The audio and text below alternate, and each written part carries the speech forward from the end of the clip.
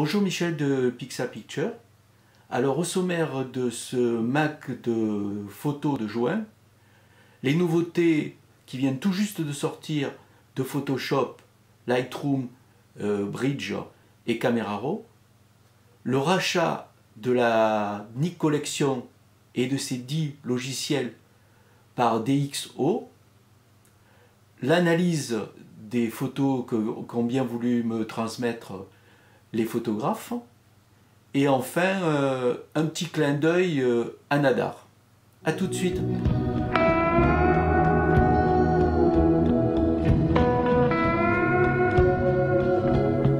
Au mois de juin, là, il y a quelques jours, Adobe a sorti une nouvelle série de logiciels avec des mises à jour assez importantes. Déjà, ils ont commencé à changer les icônes de leur logiciel. Vous les voyez là, sont bleus sur fond noir, c'est assez joli. Et surtout, il y a notamment des nouveautés assez intéressantes, mais il y en a une qui est vraiment bluffante, je vais vous la montrer, c'est notamment celle qui permet d'isoler des portraits. Et j'ai choisi le portrait de ma fille qui avait des cheveux avec beaucoup de cheveux, et vous allez voir que le logiciel, grâce à son intelligence artificielle, arrive à détourer les portraits d'une façon automatique et vraiment extraordinaire. Je vais vous montrer ça tout de suite. Je suis dans Photoshop, j'ai ouvert une photo avec un portrait de ma fille et on peut voir un peu tous les cheveux très fins qu'elle a, et je vais essayer de la détourer pour la mettre sur un autre fond. Donc autrefois, même avec la baguette magique, c'est devenu très compliqué. Mais maintenant, avec ce nouveau menu, on peut dire, on va arriver à un truc, vous allez voir, c'est assez extraordinaire. Donc il faut aller se mettre à l'endroit où il y a la baguette magique, vous voyez là, et plutôt que de faire la baguette magique, vous verrez, apparaît en haut un petit carré où il y a écrit « Sélectionner un sujet ». Donc vous cliquez dessus simplement, et vous voyez, il est en train de mouliner, comme on dit, et il va, vous avez vu un peu, il a sélectionné le portrait de ma fille avec même les cheveux. Alors ce que je vais faire, c'est que cette sélection, je vais la copier, vous voyez,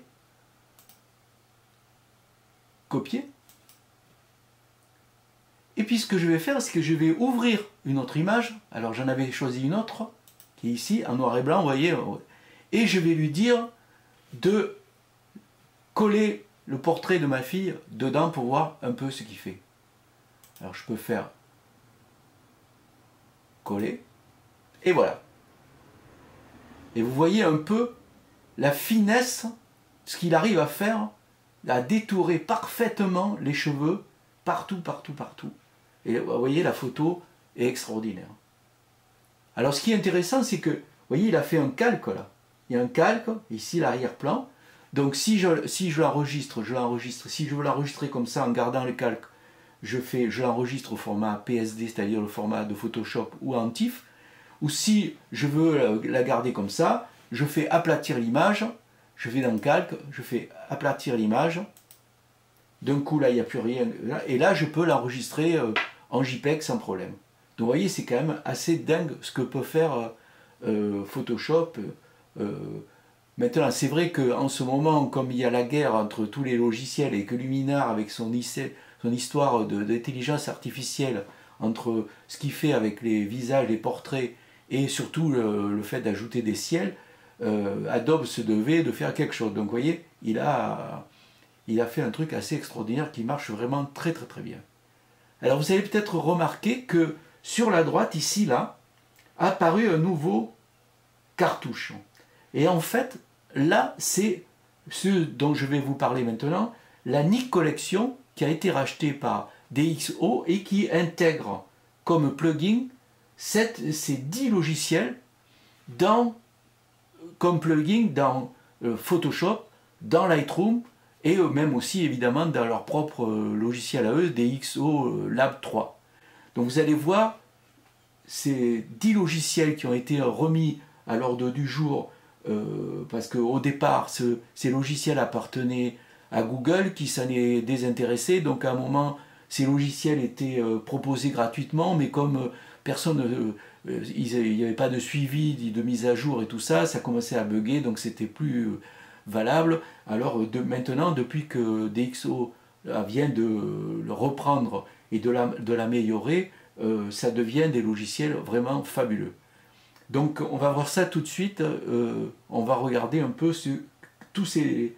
faire juste un panorama de ces 10 logiciels, parce que sinon on pourrait y passer la journée si on veut voir en détail tous ces logiciels. D'ailleurs, je me propose de faire une formation en détaillant chaque logiciel de cette suite, parce que vraiment c'est très intéressant et ça peut souvent remplacer certains menus de Photoshop, de Lightroom et d'autres logiciels, même de Luminar, parce que évidemment tous ces, même dans Luminar, cette collection peut se mettre en plugin. Donc on va regarder maintenant ce qui se passe avec ces logiciels. Alors on va faire un tour d'horizon de ces 10 logiciels de la Nik Collection. Donc je vais ouvrir Photoshop. Voilà. Donc on va faire un petit tour d'horizon des logiciels de la Nik Collection. Ils sont là. Alors on va commencer par le premier. Alors ce qu'il y a, c'est que les noms de ces logiciels sont en anglais puis ne sont pas très explicites, donc ça serait bien qu'à l'avenir, si DxO pouvait faire une mise à jour et les mettre en français, ça serait plutôt sympa. Alors le Define 2, en fait c'est un truc qui réduit le bruit, qui est, vous allez voir, assez efficace. Alors on va ouvrir une image. Alors je crois avoir une image, je sais que j'avais fait des images qui étaient très bruitées, celle-là par exemple, donc j'ouvre cette image. Voilà. Et je vais sur Define 2. Alors automatiquement, il traite l'image et il trouve, vous voyez là, ici des petits carrés là, ce qui lui permet de voir là où il y a du grain, enfin, moi j'appelle ça le grain, le bruit. Vous voyez, on voit ici la différence. Donc ce qui fait, si on fait OK, il va il va corriger le bruit. Alors ce qu'on peut voir, c'est en faisant ici, là, on voit la différence entre la partie qui a été corrigée à droite et la partie qui a été non corrigée à gauche. Alors je crois que si je fais plus, je vais voir. Voilà. Donc là, il grossit à 100%. Et vous pouvez voir ici le grain qu'il y a ici dans la partie bleue. Et ici, il n'y a pratiquement plus rien. Donc c'est très efficace. En tout cas, c'est beaucoup plus efficace et en plus plus facile parce qu'il le fait tout seul que la réduction de bruit qu'on peut trouver dans Photoshop ou dans Lightroom. Ou même à la limite des DxO qui étaient réputés justement pour sa réduction de bruit, là je trouve que c'est vraiment, vraiment formidable. Donc si vous faites OK, voilà, il a fait il est en train de, vous voyez, il est en train de le faire, et voilà, vous l'avez là. Et là si on fait plus, vous voyez, il n'y a plus de graines du tout, c'est formidable. Voilà déjà un des logiciels qui est vraiment formidable. Maintenant, on va aller dans un autre, donc là je vais fermer, fichier, tout fermer, ne pas enregistrer parce que c'est pas la peine, c'était juste pour la démonstration. Donc maintenant je vais ouvrir cette image là, voilà. Et là je vais essayer de faire quelque chose, alors que j'avais dit quand j'avais fait une vidéo sur les filtres, que le filtre polarisant ne pouvait pas être remplacé par une solution, disons, informatique. C'est plus ou moins vrai, parce que maintenant, avec la Nik Collection, on peut arriver à faire imiter l'effet d'un filtre polarisant. Alors, on va y aller, je tape sur Nik, vous voyez, voilà, et là, il va nous proposer, il est en train de traiter l'image, Voilà. Il va nous proposer une multitude de possibilités. Et notamment, si je vais ici, polarisation, il va imiter l'effet d'un filtre polarisant. Alors voilà, vous voyez ici, là, et si je fais intensité, vous voyez, hop, il change le ciel, il polarise le ciel, enfin entre guillemets. Et alors ce qui est dingue, c'est qu'on peut aussi tourner, faire l'effet comme si on tournait un filtre polarisant. Vous voyez? On peut arriver à trouver un endroit où c'est le mieux. C'est quand même assez fabuleux, hein? Alors bien sûr, là, il y a une multitude d'effets qu'on peut avoir.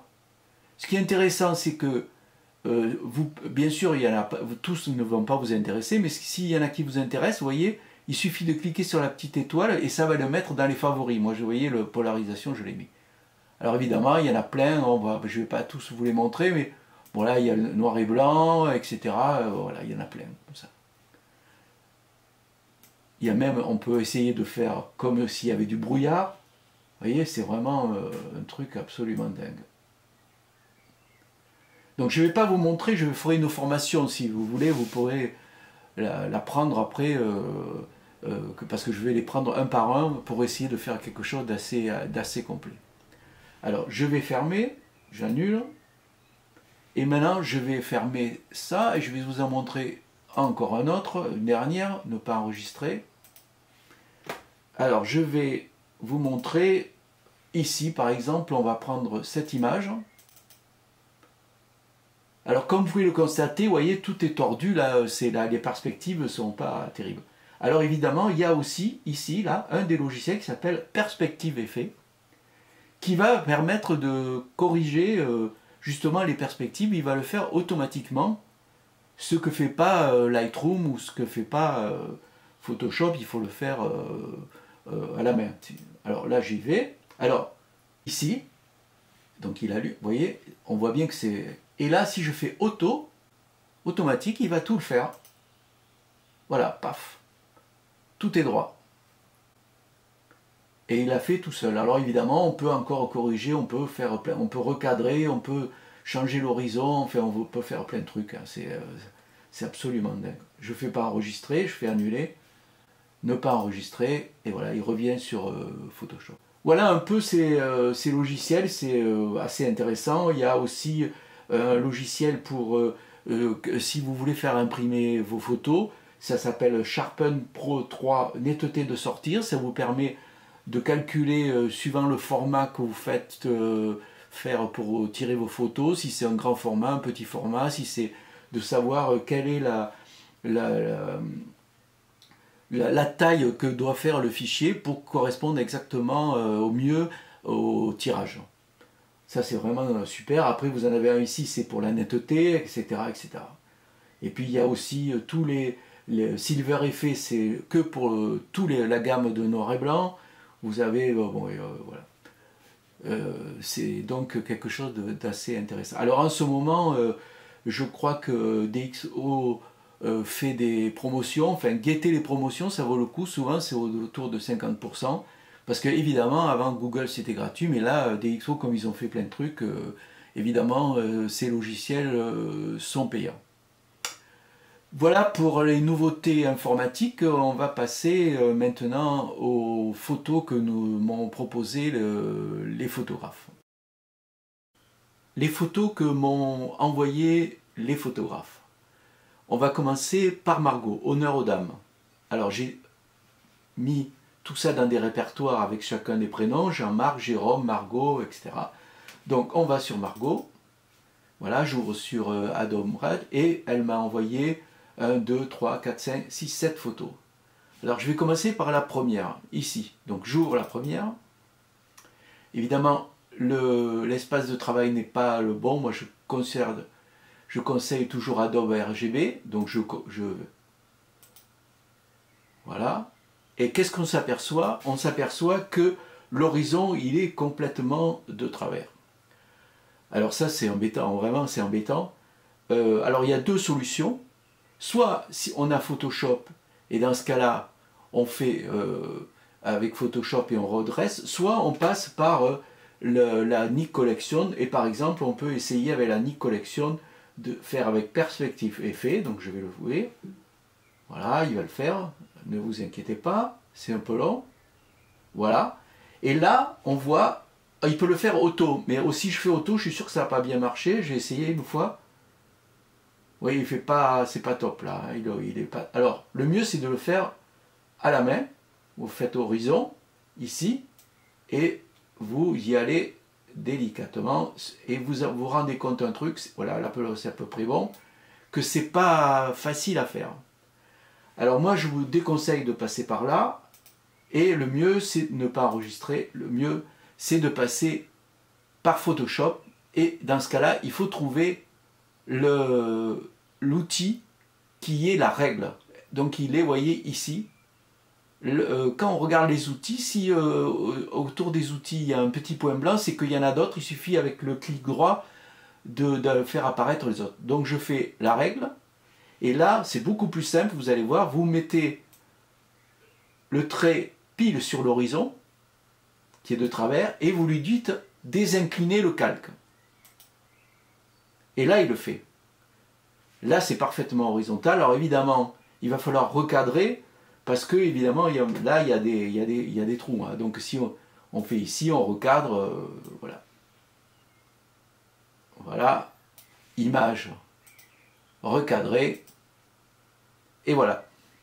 Alors, bon, quand même, je vous déconseille de faire trop de photos de coucher de soleil, surtout si vous voulez les vendre après dans des agences, parce qu'ils en ont des tonnes. Et puis bon, c'est un peu trop classique, c'est pas, voilà. Surtout que là, bon, il se passe pas grand chose. Mais donc, je vais quitter.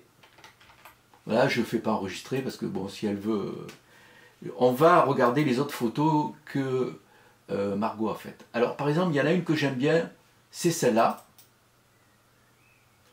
Vous voyez, je la trouve parfaite parce qu'en fait, avec les gouttes d'eau, vraiment, on a l'impression de fraîcheur. En plus, moi, je connais cette plante, elle sent très bon. Et c'est vrai que là, on se met à rêver d'être là-bas en Polynésie et tout ça.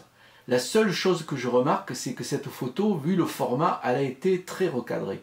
Alors, il faut faire attention quand on recadre les photos, parce que évidemment on perd du poids du fichier. C'est comme si avec des ciseaux on coupait un tirage en plusieurs morceaux. Donc il faut faire attention, surtout si on veut les vendre toujours dans les agences là, il faut qu'au moins elles aient au moins 4 mégas de poids.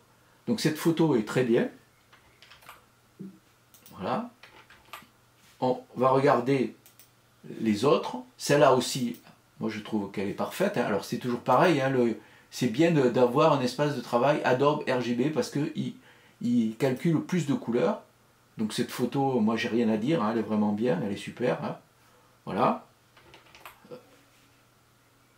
Après, il y a ces deux-là, une avec un reflet, bon c'est pas... Bon, moi, si on peut dire qu'elle est pas mal. Hein. Ok. C'est pas mal, ça donne un effet. Alors peut-être que là, ça serait bien de l'éclaircir. Donc là, on pourrait aller sur Camera Raw, parce que moi, je travaille beaucoup avec Camera Raw. Donc on va sur Camera Raw, et là, on peut peut-être éclaircir les blancs, voire faire quelque chose sur les blancs. Vous voyez, c'est mieux. Vous voyez, c'est beaucoup mieux. Voilà. Et je trouve que là, c'est beaucoup mieux. Et on fait OK. Et voilà. On enregistre. Toujours maximum, enregistré au maximum.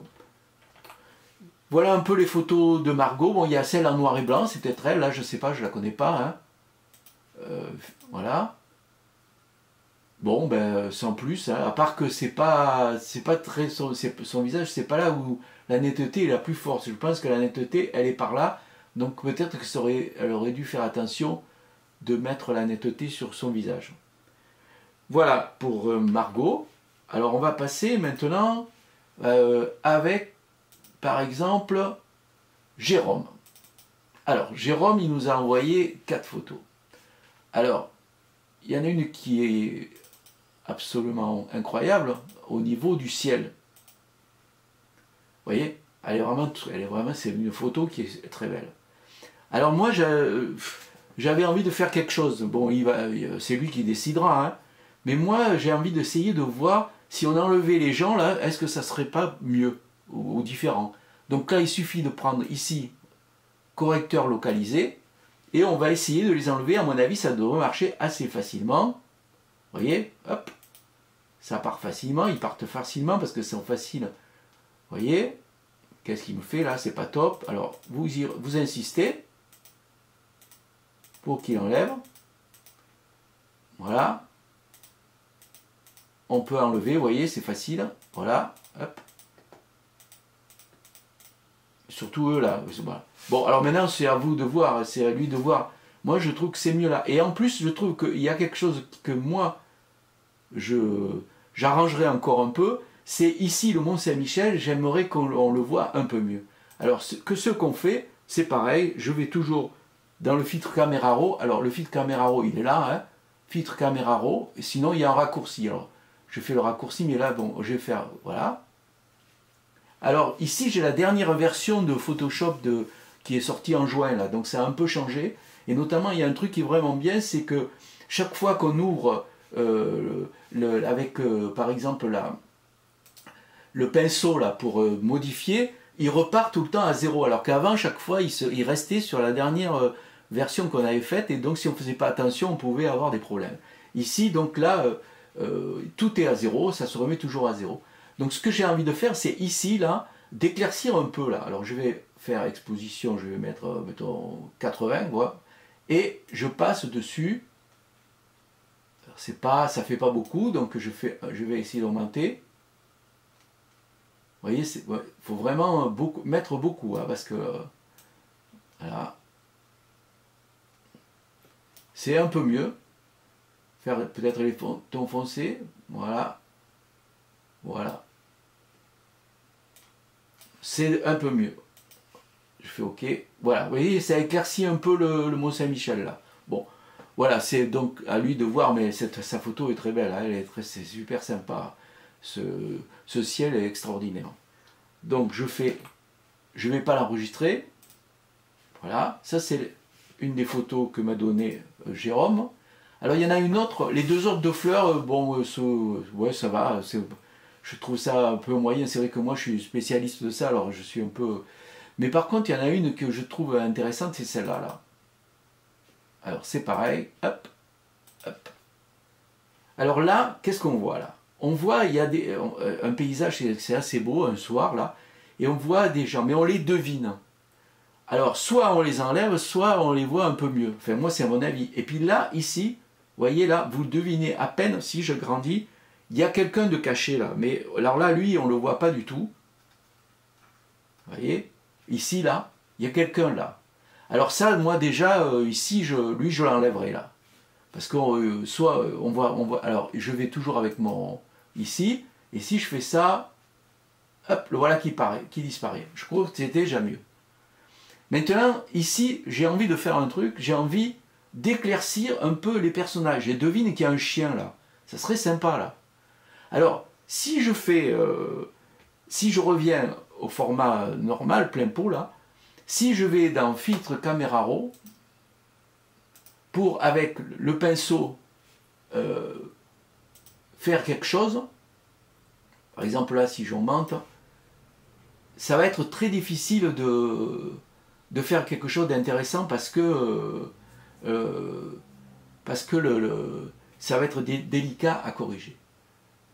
Alors, ce qu'on va faire, c'est on va sélectionner les personnages. Donc je reviens, j'annule, je vais augmenter là.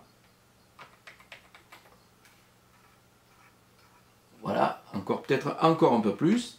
Voilà, et avec le lasso, je vais sélectionner que les parties que je veux éclaircir. Alors je fais à peu près, hein, parce qu'après il faudrait qu'il le fasse comme il faut. Voilà, le visage, là, je fais comme ça. Voilà. Voilà. Voilà. Je prends bien ici pour prendre bien le chien. Je remonte. Voilà. Et là, il a sélectionné cette partie. Donc les modifications que je vais faire, ça va être que sur cette partie. C'est ça l'avantage. Donc je reviens sur filtre caméra raw. Et vous voyez là, il a fait que sur la partie que j'ai sélectionnée. Et on va pouvoir l'éclaircir. Alors, soit je fais comme ça, vous voyez, là c'est pas mal, hein. Hop, j'éclaircis. Je peux aussi faire avec le pinceau, arranger, encore exposer un peu plus peut-être, ici, mais que ça ne fait pas beaucoup, hein, vous voyez.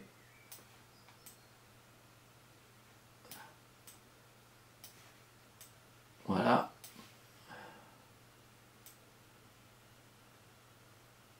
Ok. Et donc, c'est à peu près bien. Je vais regarder ce que ça fait. Je fais OK. Vous voyez, ça éclaircit. On voit bien le chien là. Alors, si maintenant je fais, j'enlève la sélection, désélectionner, je fais comme ça. Et vous voyez, on les voit mieux là. Et là, je trouve ça plus sympa. Alors, il faut s'il veut le faire, il faut qu'il fasse beaucoup plus calmement que moi je l'ai fait. Hein, parce que là, c'est juste un petit peu. Voilà. On pourrait aussi enlever la plaque, mais bon, il ne faut pas arrêter de trop pinailler quand on fait, parce que si on commence à enlever, on peut enlever les fils, on peut s'amuser à faire plein de trucs, mais du coup, après, on perd beaucoup de choses. Hein. Si j'enlève les fils, par exemple, vous voyez, voilà, il n'a pas fait parce que j'ai dû faire quelque chose qui ne va pas, donc voilà, ok. Donc là, on oublie là, ce que je viens de faire, là, parce que je ne sais pas qu'est-ce qu'il a fait. Ah oui, ben, je suis sur le pinceau, vous voyez, comme quoi ça va vite, les erreurs vont vite. Alors, quand on fait une erreur comme ça, comme là le pinceau, on revient en arrière avec l'historique, et on se remet, par exemple, là, ici, et on enlève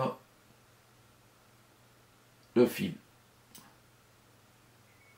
Voilà, s'il veut bien. Bref, bon, on peut le laisser, voilà. Donc vous avez vu quand on se trompe, hein, ça arrive souvent, là, ici, là, hop, il s'était mis sur le pinceau, là, c'était pas le bon plan. Voilà.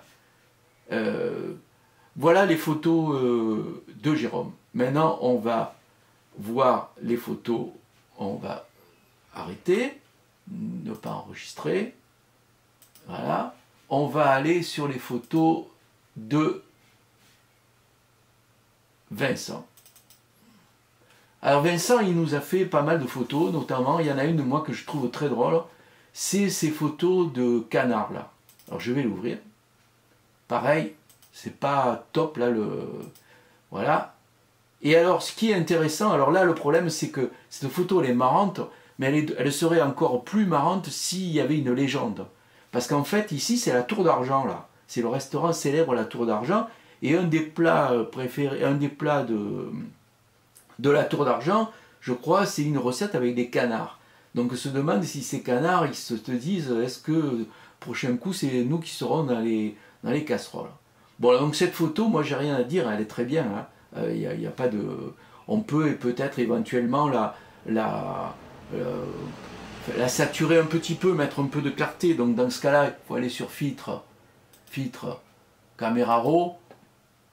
Voilà, et puis on peut mettre un peu de clarté, voir ce que ça fait. Vous voyez, oui, c'est mieux. Vous voyez, un peu de clarté là, c'est beaucoup mieux. Donc on fait OK. Voilà. Allez, enregistrer. Je lui enregistre. Toujours en 12. Voilà. Alors, celle-là, bon, je trouve que pas... les trois autres sont très intéressants, notamment celle-là. Voilà. C'est très beau là, ce panoramique là comme ça. Bon là, ça aurait été bien de cacher ça là. Voilà, c'est mieux là, vous voyez. J'ai enlevé un peu les étiquettes là. Bon là, je pinaille, hein. Donc je trouve ça très bien. Celle-là, je la trouve très bien. Voilà. Après, qu'est-ce qu'il a fait? Il a fait... Alors, celle-là, bon, il faut faire attention parce que ça, c'est une œuvre d'art, donc... c'est juste pour lui. Mais là, par contre, l'idée, c'est l'ombre. Alors, je trouve que c'est pas assez, on n'en voit pas assez. Donc là, c'est pareil, il faut faire quelque chose. Il faut, avec caméra raw, il faut mettre, par exemple, les noirs, il faut les accentuer, les noirs. Alors évidemment, ça fait trop là. Voilà. L'exposition, moi, à mon avis, elle est un peu surex. Donc là, c'est déjà mieux. Peut-être qu'en augmentant le contraste, c'est encore mieux. Et voilà. Je trouve que c'est encore mieux là. C'est personnel, hein, ça c'est quelque chose de personnel. Voilà. OK. W. Pour fermer. Ici, il y a cette photo avec le halo de lumière, que je la trouve très sympa. Donc il n'y a rien à redire. Peut-être enlever ça là, évidemment. Ou alors on redresse. Alors il y a un outil avec Photoshop qui est assez super, c'est celui-là. C'est l'outil correction de perspective par recadrage. Alors vous voyez, vous faites ça là. Tac. Et si vous voulez enlever cette partie là, vous faites comme ça. Hop. Voilà.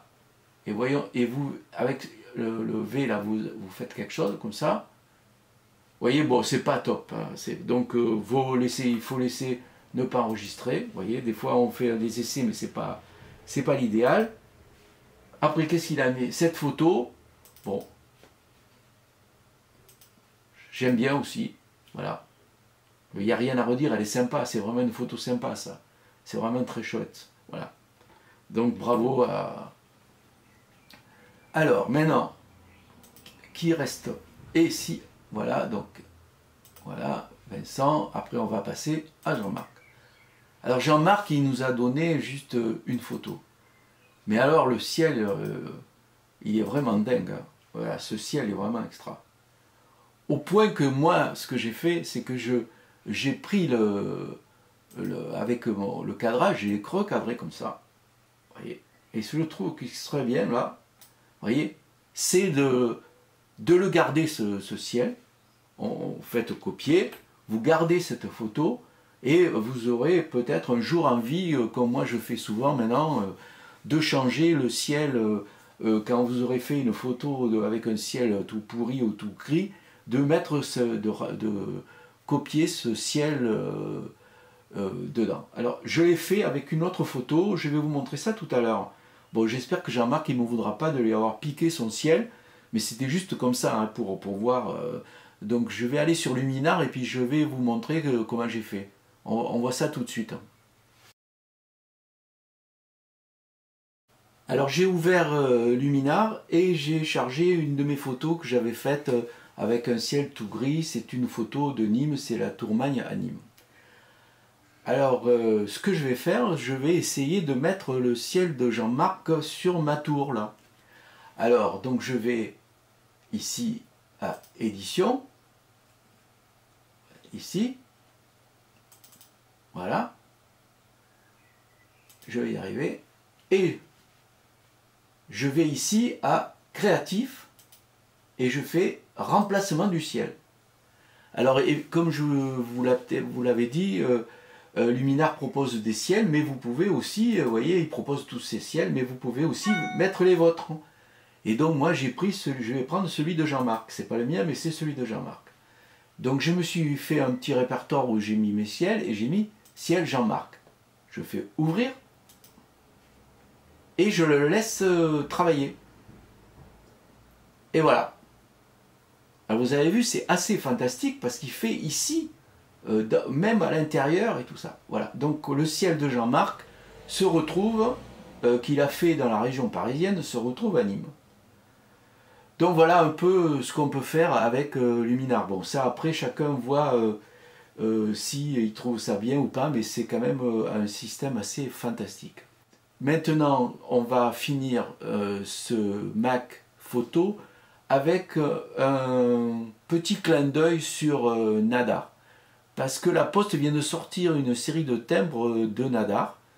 Et il faut savoir que Nadar, c'est quand même un des premiers photographes à avoir fait des photos aériennes de Paris. Vous voyez, il a devancé largement Arthus Bertrand pour faire des photos de Paris. Et alors lui, il n'avait pas le même équipement que Arthus Bertrand, il n'avait même pas, et encore moins les drones. Il a fait des photos de Paris aériennes en ballon, il est monté avec un ballon, et il a photographié ses photos avec une chambre en bois. Donc vous voyez comme quoi, quand on a du talent et qu'on veut, on peut faire des trucs vraiment extraordinaires. Donc il y a un livre qui est sorti, je vais vous le montrer, que vous pouvez voir toutes les photos. Alors surtout Nadar, il est célèbre parce qu'il a photographié toutes les célébrités artistiques, littéraires de l'époque. Donc c'est vraiment une mine d'or de photos historiques. Il était aussi graphiste, Nadar. Donc je vais vous montrer 2 ou 3 photos de lui, et puis se retrouvera plus tard. Donc au mois de juillet, je ferai un MAC du mois de juillet. Vous pouvez toujours regarder donc les autres vidéos que j'ai fait sur Pixapicture, notamment j'ai fini de faire les formations sur les 3 agences Adobe Stock, eStock et Shutterstock qui sont donc des formations qui expliquent point par point les façons de mettre ces photos pour vendre ces photos dans ces 3 agences. Voilà, donc je vous souhaite de bonnes vacances si vous partez en vacances et que vous allez faire plein de photos que vous me montrerez en rentrant. À bientôt donc.